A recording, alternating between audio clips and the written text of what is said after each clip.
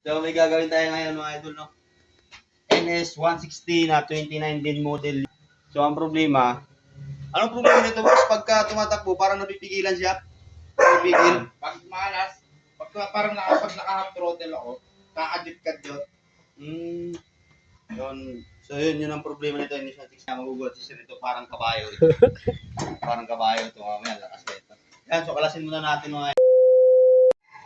Yan, so ano ba ang kakalasin natin pagka NS160 yung gagawin natin mga idol, no?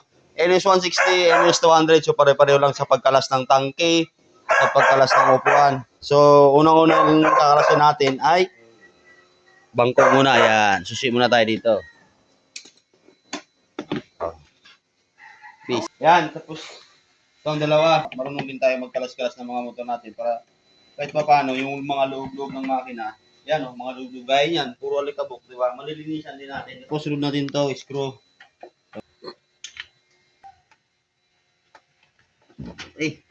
Sa pagkalas, dandahan lang, baka mabali, no? Yan, may mga bubunutin lang tayo dyan. Uy! Ano, kagaya yan, para malinis nyo rin yung loob, oh, dapat alam nyo rin, no? Siguro, ano, yan. Screw. Para may idea yung iba kung paano magkalas, para kahit pa paano malinis-linis yung loob. Kasi yung mga wiring kasi yung pinsahan dyan.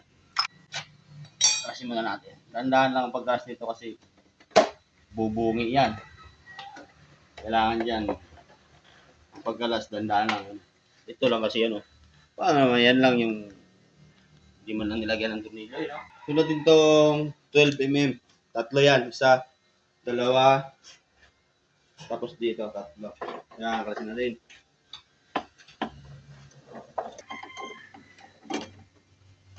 Tapos dito, kalasin din natin. Tapos hindi pa yan, may dalawang G's pa yan. Ito, sa ito. Yan, kalasin natin.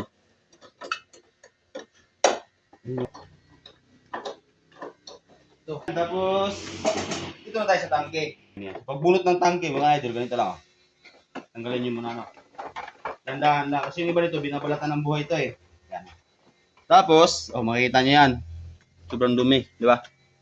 Pagbunot niyan, tanggalin natin ito. Diba? Tapos may sakit yan sa tangke. Ito. Tanggalin nyo to. Ay. Uy! Kalasik ka. Yan.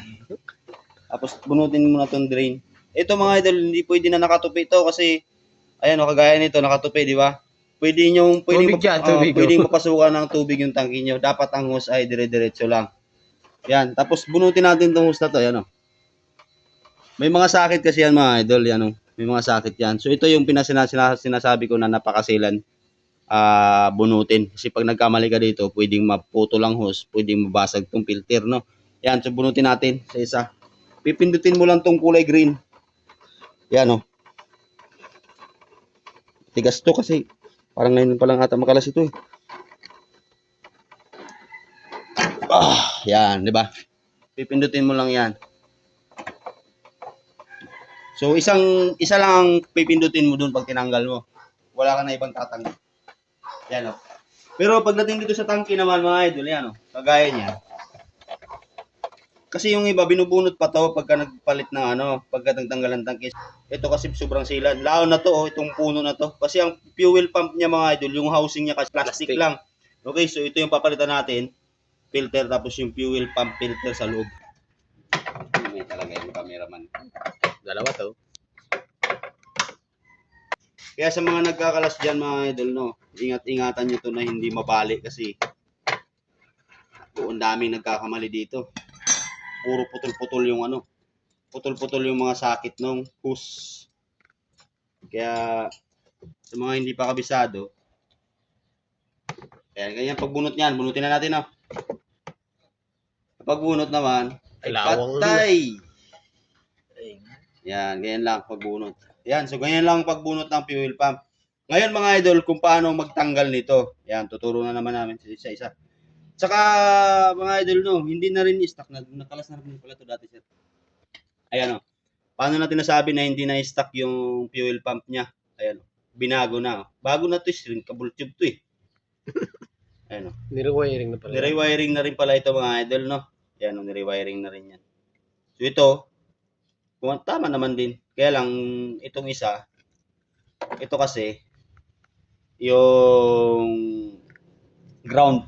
Ito yung ground. Ito yung positive. Ayan o. Iba na ang mga sakit. Oo nga. Ayan, iba na mga sakit. Ngayon, sa pagtanggal nitong filter, siyempre, pag natanggal tayo ng filter na yan, kailangan nating nakakalasin tong fuel pump motor niya.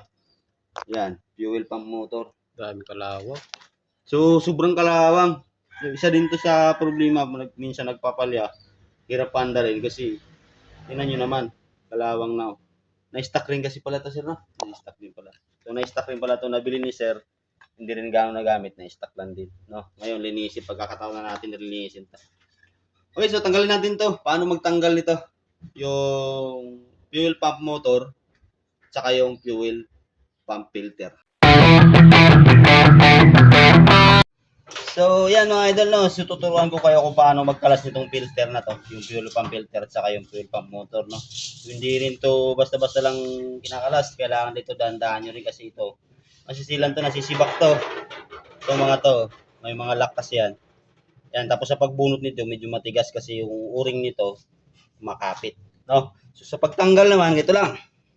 Gamitin nyo lang siya ng isang sikwatan dito sa kabila. Huwag arangan nyo lang siya, yan.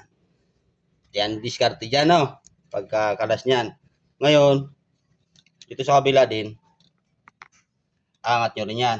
Tapos dito, ganun din. Yan. Pagkalas niyan. Diba? Oh. Bubunot na yan mga idol.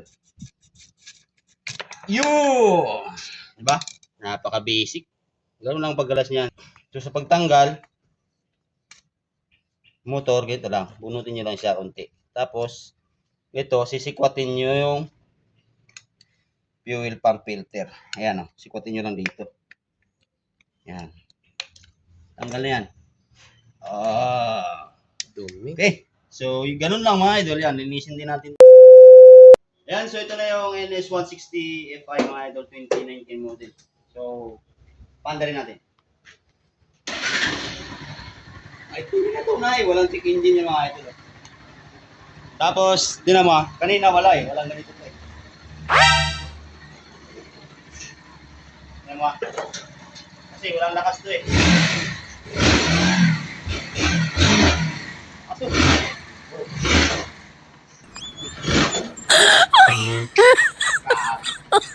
Oh my God.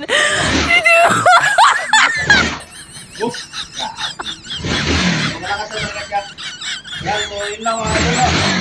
NS160 sa may, ano lugar to? Santa Cruz. Santa Cruz, Laguna. Yan.